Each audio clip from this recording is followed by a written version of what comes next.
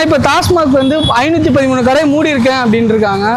எங்கே மூடி இருக்காங்கன்னு தெரியலையே. இது வரைக்கும் சென்னையில் போகிற இடம் எல்லாமே அப்படியே தான் இருந்துட்டு இருக்கு. கடைங்க அப்படியே தான் இருக்குது. எந்த கடை மூடி இருக்காரு? மூடுறது நல்லது தான். நான் அதெல்லாம் வரவேற்கிறோம். கடையை மூடுறது வரவேற்கிறோம். கஞ்சா இது வரவேற்கிறோம்.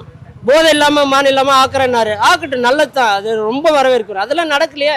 ஆனால் பண்ணுறேன்னு சொல்லிட்டு பண்ணாமல் இருக்காங்க. ஆமாம், நீங்கள் முதல் சைனே வந்து 717 கடை மூடுறேன்னு சைன் பண்ணியிருக்கீங்க. எங்கே மூடிருக்கீங்க? கஞ்சா ஒழிக்கிறது எங்கே ஒழிச்சிருக்கீங்க? பெண்களுக்கு பாதுகாப்பு தருவன்னு எங்கே கொடுத்துருக்கீங்க?